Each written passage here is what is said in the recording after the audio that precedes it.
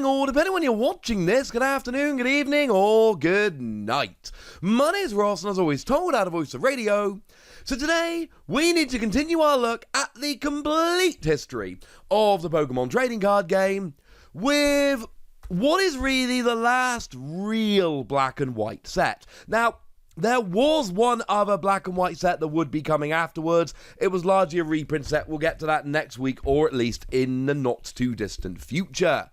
Today, we're talking about Plasma Blast, a set that was honestly kind of small, but nobody really cared because it really brought in some very, very good cards indeed.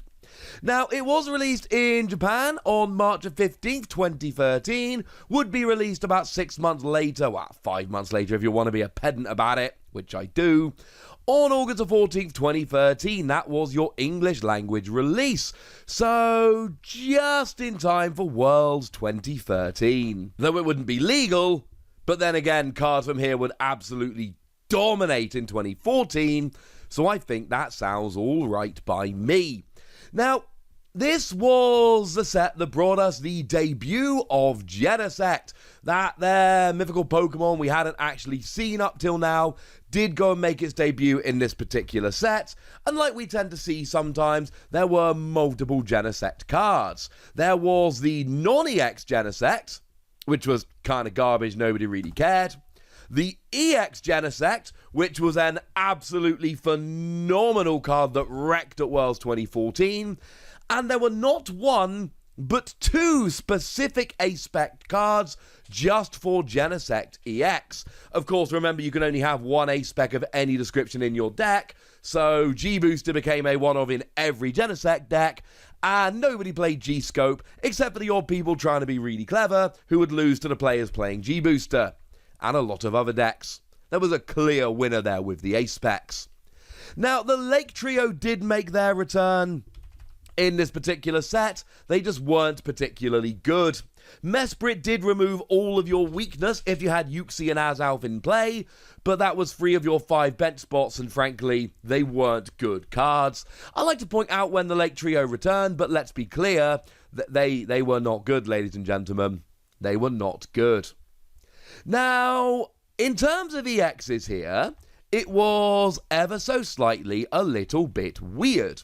You see, there were 6 EXs in the set, and most of them got a full art, but not Kyurem.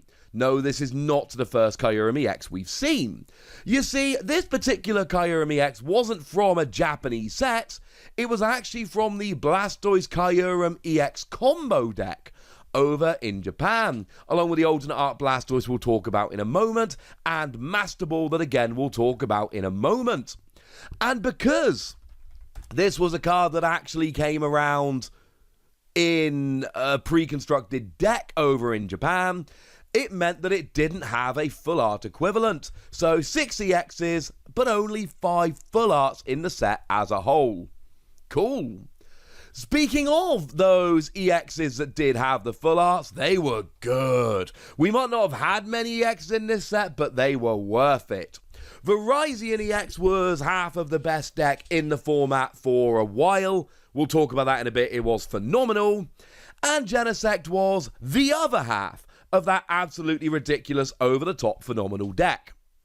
Jirachi was an absolute staple card that would be played in basically every deck for a long time.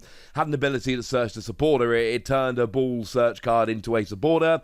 It was a one-of, at least in every deck for a while. It was phenomenal. Still is quite good and expanded. Now, Dialga EX was unfortunately not good. Sorry, ladies and gentlemen, it just wasn't. I like the attack that lets you, if you flip a head, put any card from your discard pile into your hand. And fast forward for 4 colorless energy did 90 damage, but milled 1 card from your opponent for each plasma energy attached to Dialga. That was a fun milling deck we all played around with, but it wasn't good. Palkia, however, was pretty good because it had an attack that could let you switch to the bench with all of the fun of being a plasma Pokemon. So we'll talk about that one in a little bit. There was a Palkia deck coming around. So okay, there were only 6 EXs and one of them didn't even get a full art, but 4 of them were, well, okay, 3 of them were legitimately top tier great, and a 4th was pretty gosh darn nice. Now, ace specs were still a thing in this particular set. I believe, unless I'm being very, very dumb, and I don't think I am, this was actually the final set that would give us ace spec trainer cards. Now, there were 2 here that were just for Genesect. G-Booster gave an extra attack, free energy, discard 2, deal 200 damage, and this made Genesect EX great. Because remember, back then we were playing with EXs that generally gave up 2 prizes and had 180 HP. Well, G-Booster basically meant you could one-hit KO any of them. It was phenomenal. G-Scope for free energy did 100 to one of your opponent's bench, but the problem is, like I said, these ace specs are limited to 1 per deck of any type of your ace spec, which means that which ace spec you've got is a big decision, and to be perfectly blunt, nah. Not even close. G-Booster was, for basically every successful deck, the choice. It really wasn't close at all. In terms of other ace specs, we had Master Ball that let you search for any Pokemon with no downside or restriction. Cards we generally don't see. I mean, back at the time, Ultra Ball was huge that let you search for any Pokemon if you discarded 2 cards from your hand. So being able to do this and just search any card, or any Pokemon at least, really was a big deal. And then Scoop Up Cyclone put one of your Pokemon and all cards attached to it into your hand. So that could be picking up a damaged Pokemon, it could be clearing bench space, it could be taking prizes off the board. If your opponent's got 2 prizes remaining, scoop up your final 2 prize Pokemon, make them take 2 KOs. Or make them take 1 KO and then put your 2 prizes back down. Or reusing abilities like Jirachi, for instance. It did see a bit of play. Master Ball not very much, but Scoop Up Cyclone actually genuinely did see a fair amount of play. Now, in terms of the secret rares, we did have 4 secret rares in all. We had ourselves Execute. That was the one with the ridiculous ability that let you put it into your hand from the discard to essentially allow you to over and over again pay the discard cost of cards. It was nuts. Saw a ridiculous amount of play. Virizion went nicely with the EX here, but it wasn't a great card. It was fine, saw a little bit of play here and there. Nobody really loved it. The Dusknoir had that ability to let you move damage counters around your opponent's Pokemon. It was the one that was awesome in decks like Excelgor, where you would try and leave your opponents active, paralyzed, and taking poison damage, and you would use Dusknoir to move the damage off, making sure they never got KO'd. And then Gold Rare Candy. Bearing in mind every Stage 2 deck needs Rare Candy, this was a very cool gold card to have. And I suppose I should mention that Iris was a brand new supporter card in this set, and there was a full art Iris coming in here as well. Not a secret rare, incidentally the final card of the set, 101 out of 101, but this was another cool card which was on the higher end rarity wise. Now, in terms of most expensive cards, a lot of these are kind of close together, but I think you're probably here looking somewhere around Execute. A raw version of which is going to set you back somewhere in the region of, well, honestly, probably about $50. And then Virizion again is somewhere around about that price. They seem to be the 2 most expensive, but honestly, you're looking around about $50 for the high end. This isn't a great card for super high price singles, so to speak. Now, the pre-release card here wasn't particularly great, but it did make me very happy, because that was Porygon Z. And as usual, you got yourself one of those pre-release deck boxes, which comes with the usual warning from me that they are cool but incredibly flimsy. Buy them to collect, do not buy them to use. Every time I make one of these videos, I get messages from people being like, hey, I picked up this card or whatever when I saw your video, and I know some of you might be looking to pick up these boxes. They are cool, but if you're going to buy them secondhand, try and find somebody selling them flat packed. They came flat packed, so you're better off before they've started being used. And also, make them but don't use them. They fall apart pretty quickly. But I've got the collection of them and they are extremely cool. Now, in terms of the theme decks here, as is normal, we did have a couple of theme decks. We had Mind Wipe and Solar Strike. Now, Mind Wipe was the Genesect theme deck, had to be a Genesect theme deck in this set, and that was your Grass Psychic theme deck, which did come with a Genesect coin, and I approve. The other one, incidentally, also came with Genesect coin, but that didn't really interest me much at all. You got yourself a holo and a non-holo of the Genesect, which is kind of interesting. The holo version is exclusive to the deck.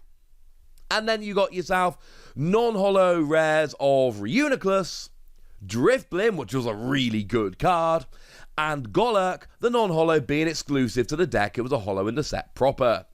Solar Strike was your Volcarona theme deck, and again you got yourself a holo and a non-holo of Volcarona, with the holo being exclusive to the deck.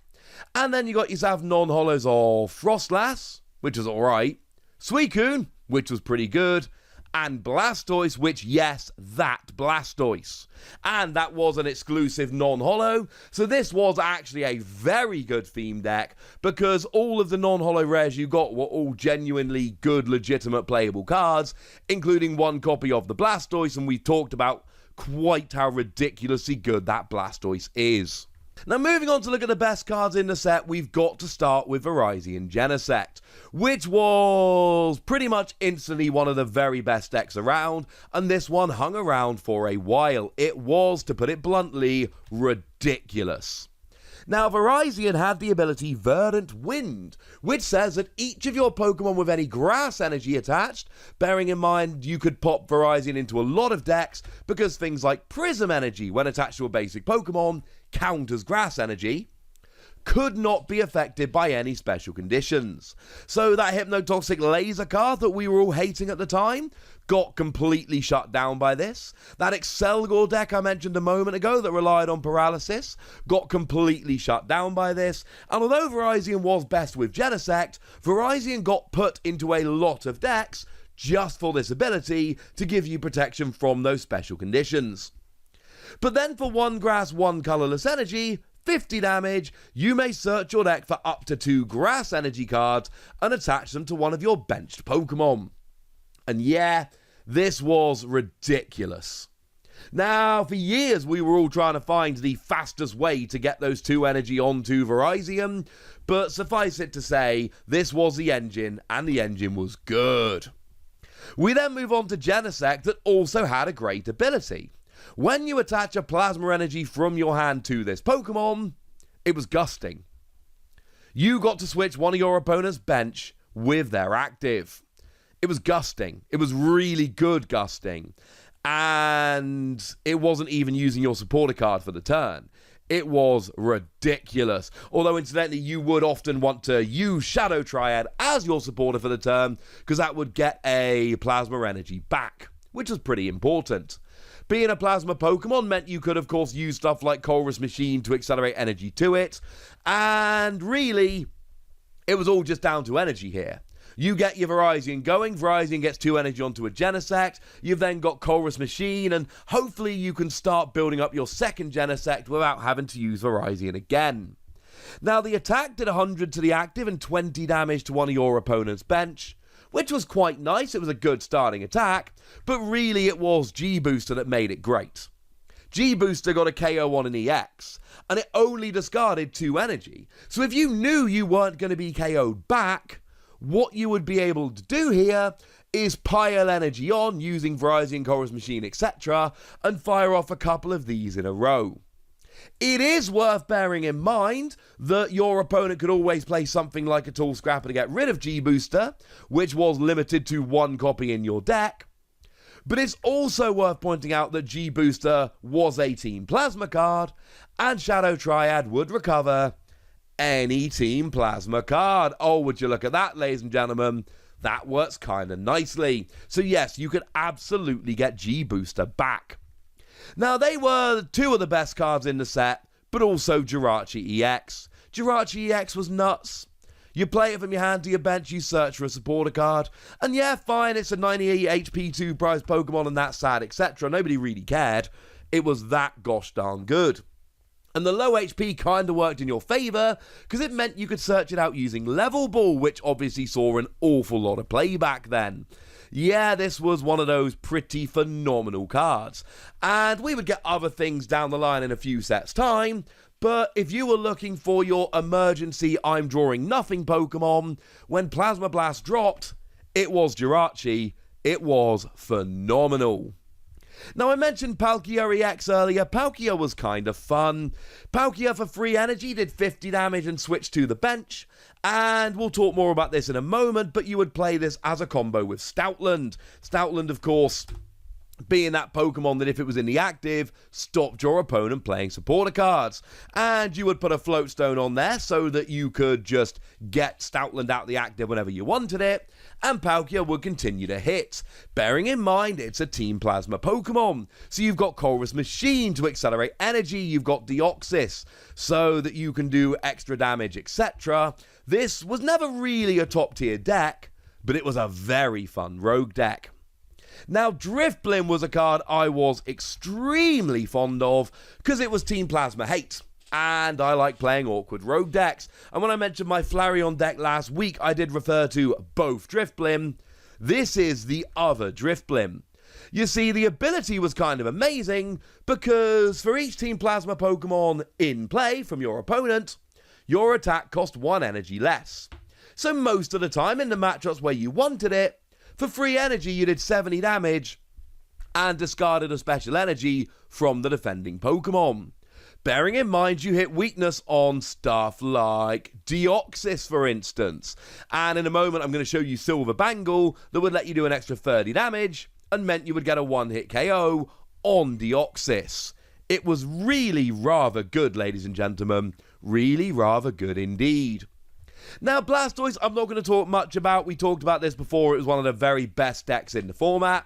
It's interesting that it was just a straight reprint of the one from Boundaries Crossed, but with different artwork.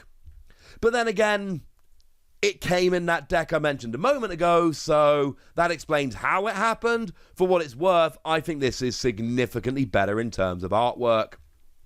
Now, the Suicune wasn't an amazing card, but it saw a bunch of play here and there, because it had an ability which prevented all effects of attacks, including damage, from Pokemon EXs. Now, it was, incidentally, the same ability as the Sigilyph that we saw a few sets back. The difference is, it was in Dragons Exalted, the difference is this one could fit very nicely into a Blastoise deck. It was a fun little tech. Now, Sigilyph and Masquerain make a very weird pair, because actually, they were both very, very tool-focused Pokemon. Now, Masquerain had a lovely ability that said as often as you like during a turn, you can put a tool card from one of your Pokemon into your hand. It basically just allowed you to move your tools around as you wished. And then you had Sigilyph, which could have up to 4 tool cards attached to it, which was really kind of cool. And they both worked beautifully with the tool drop Trubbish I told you about a couple of sets ago. You see, that Trubbish did damage dependent on the total number of tools attached to all Pokemon in play, yours and your opponent's. So clearly, having a Sigilyph that could have up to 4 tool cards attached would really help. And then Masquerain would let you move them around, which was kind of awesome as well. So you can move the EXP share to the particular Pokemon that needed it at that moment, for argument's sake. It was a very cool pair of cards. They were best with Trubbish, but the Masquerain especially did find its way into some other decks. Now, the Cradily was a fun one. It was never as good as we hoped it could be, unfortunately. But it had a weird attack for 1 grass energy that said for each energy attached to this Pokemon, search your deck for a stage 2 and bench it. It never really worked, but there was a stage 2 toolbox deck there somewhere. We just never made it work. The other one that was fun but never quite as good as we might hope was Frostlass. It had an ability that stopped your opponent attaching any special energy from their hand. And obviously, we've talked about Prism Energy and Plasma decks and things of that nature, so there was a lot to be had, but it just never ended up being quite good enough, unfortunately, which was a little bit sad. Now moving over into trainer cards, there were a pair of silver tools that were particularly good here. I've mentioned Silver Bangle already. Silver Bangle was nuts. Silver Bangle let you do an extra 30 damage, but you had to have it attached to a non-EX and dealing damage to an EX. So decks like my Flareon deck, for instance, were absolutely ridiculous because, I mean, Vengeance was then doing a flat 50, so to get a one-hit KO on, say, a Virizion, you would only actually need 4 Pokemon in the discard pile. And as soon as you got 4 Pokemon in the discard pile, that's a one-hit KO on Virizion. Incidentally, that's why, as I mentioned last week, it was such a ridiculous attack and such a ridiculous matchup. It wasn't just for Flareon, though. Any non-EX deck played Silver Bangle, it was great. Silver Mirror, on the other hand, you attached it to a non-EX, and it made you immune to Team Plasma Pokemon. Now, clearly here, the great counter were things like Kyurem that we were talking about last week, but it would also catch things like Genesect, and like Flareon for that matter. I hated this card. So, there were enough Plasma Pokemon around that this was, honestly, kind of a big deal. Never saw a huge amount of play, but it won games when it did. Not to be outdone, Team Plasma did have their own tool in this particular set. It was Reversal Trigger. You attach it to a Team Plasma Pokemon, and when they're knocked out by damage from an attack, search your deck for any card. It was not a staple in Team Plasma decks, but it was an occasional tech here and there. Iris was a fun little card. It let you do an extra 10 damage for each prize card your opponent has taken. And again, it didn't see a huge amount of play, but there were some decks that really loved it. So take Lugia, for instance. We talked last week about how Lugia took an extra prize when it took a KO, so you had to build up to big KOs, because you also had to discard a Plasma Energy when you attacked with it. It's kind of awkward. So you needed one-hit KOs. Well, cards like Iris helped an awful lot, ladies and gentlemen. And then we got the aforementioned Master Ball and Scoop Up Cyclone. We kind of covered them quite nicely before. Now moving over into top decks, Virizion-Genesect. And when I say Virizion-Genesect was great or the best deck, that's really underselling it. Virizion-Genesect at Worlds 2014 was about as dominant as you could possibly be. At Worlds in 2014, 3 of the top 4 decks were Virizion-Genesect decks. It was that gosh darned ridiculous in terms of how good that actually was. It was preposterous. Now, like I said before, you would have Virizion for protecting from special conditions and accelerating energy, and then you would have Genesect for attacking.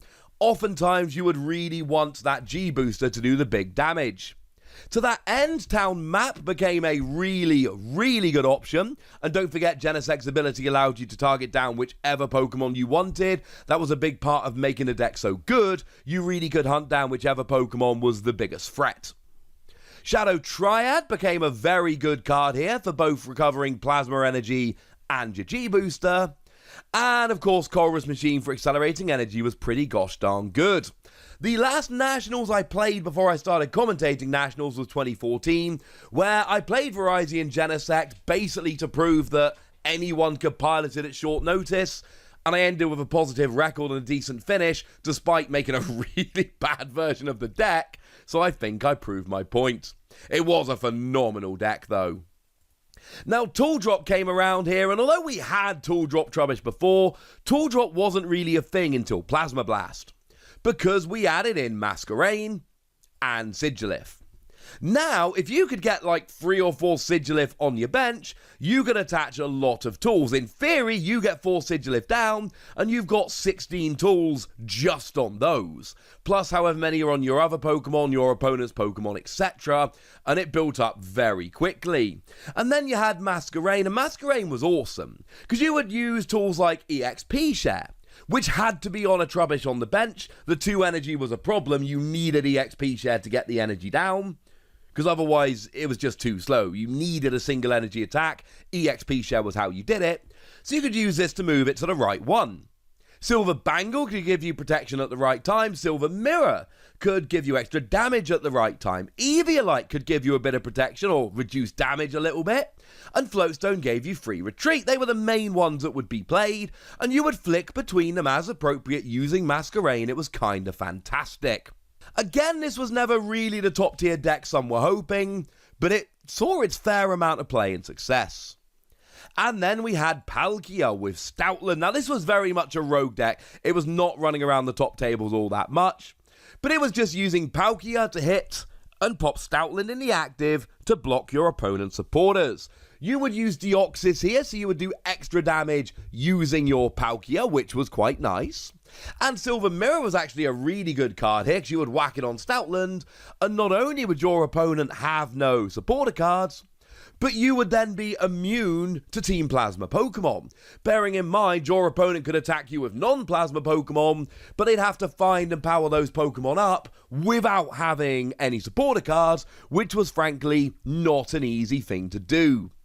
Ghetsis was also a great card in this deck. It got rid of all your opponent's item cards, so you would play the maximum 4 Ghetsis, and your hope was turn 1 Ghetsis or early Ghetsis to get rid of all their items, get Stoutland out to block their supporters, and then you would chip away with Palkia while they had no supporters for the entire game and were starting on the back foot.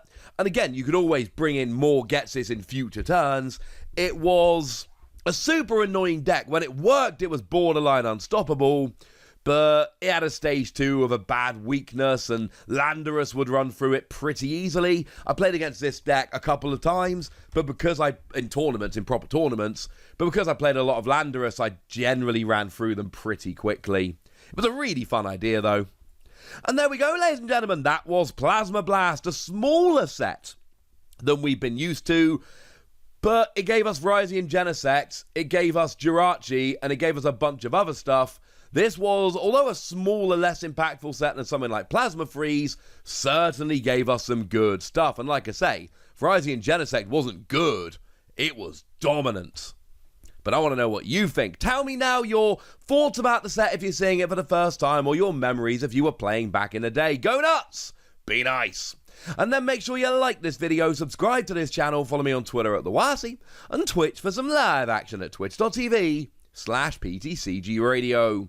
If you want to support the channel, get some bonus podcasts and all that good stuff, head on over to patreon.com/PTCGRadio, where you can do exactly that.